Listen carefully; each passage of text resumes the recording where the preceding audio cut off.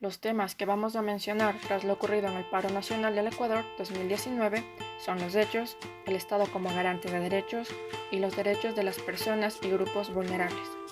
El presidente de la República, Lenín Moreno, el 2 de octubre, firma el decreto 883 que establece el alza de las gasolinas extra, Ecopaís y del diésel, que regiría desde el 3 de octubre de 2019.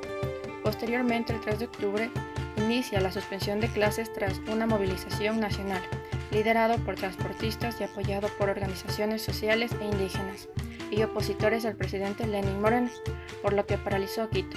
El 4 de octubre, transportistas finalizan el paro nacional, por lo que el 5 de octubre la CONAIE aclara que el paro es indefinido por las medidas económicas anunciadas por parte del Poder Ejecutivo.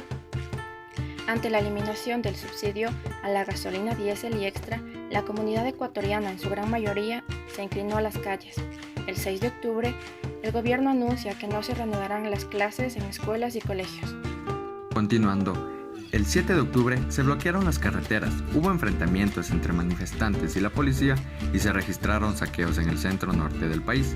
Los obstáculos en las vialidades, principalmente árboles derribados, llantas quemadas y montículos de tierra, se registraron en 4 provincias: Chimborazo, Tungurahua, Pichincha e Imbabura.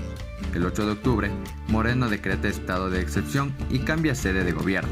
La marcha indígena llega a Quito y más organizaciones sociales se unieron al paro, lo que dio lugar a incidentes en diferentes provincias del país. Es entonces cuando las Fuerzas Armadas se movilizan por las calles para garantizar la seguridad del Palacio de Gobierno y frenar el avance de manifestantes. El 9 de octubre, el vicepresidente Otto Sonnenholzner aseguró que están logrando frenar la pretensión de desestabilizar al gobierno, en una jornada marcada por una multitudinaria protesta de indígenas y otros colectivos contra las medidas económicas del Ejecutivo. El 10 de octubre, la ONU y la Conferencia Episcopal están dispuestos a mediar un diálogo entre el gobierno y la CONAIE.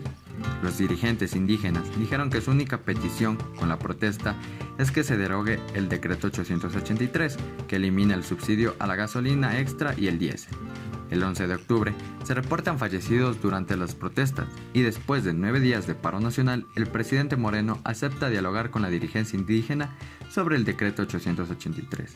El 12 de octubre, Moreno ordenó toque de queda y la militarización a causa de la violencia en las manifestaciones, iniciada contra las reformas económicas pactadas por su gobierno con el FMI. Mediante un comunicado publicado en sus redes sociales, la CONAIE anunció que ha decidido participar en el diálogo directo con el presidente Lenín Moreno. Finalmente, el 13 de octubre, luego de 4 horas de diálogo, Moreno deja sin efecto el decreto 883, pues dirigentes indígenas y el gobierno llegaron a un acuerdo tras una reunión televisada y en vivo. El Estado desde su origen tiene como objetivo mantener una convivencia armónica entre la gente que convive en el mismo. Por esto se afirma que el Estado debe garantizar los derechos que se encuentran positivizados en su ordenamiento jurídico. En este caso, analizaremos cómo el presidente de la República emitió el decreto número 884 en el que declaró estado de excepción por 60 días a nivel nacional, en respuesta a las protestas iniciadas tras las medidas económicas de suspensión de los subsidios a los combustibles anunciadas por el gobierno nacional.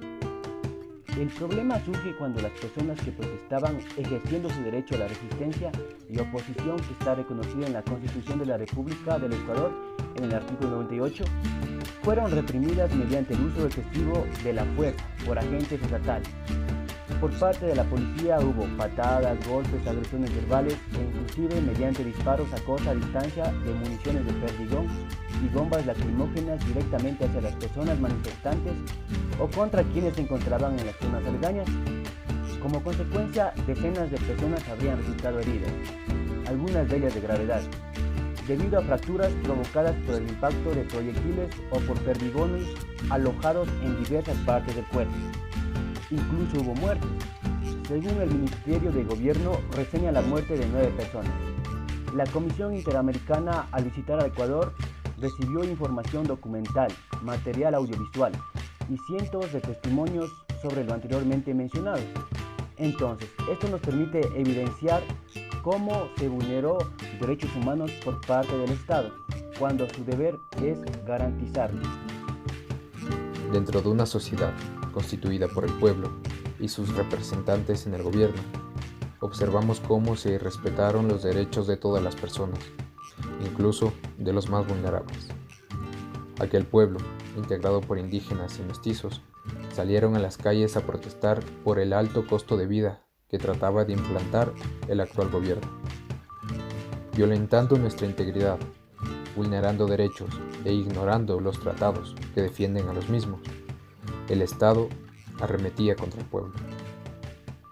El objetivo de este video es mostrar cómo un gobierno que al asumir su poder prejuró proteger los derechos consagrados en la Constitución, fue capaz de transgredir, vulnerar y no cumplir con su mayor obligación, el de ser garante de nuestros derechos.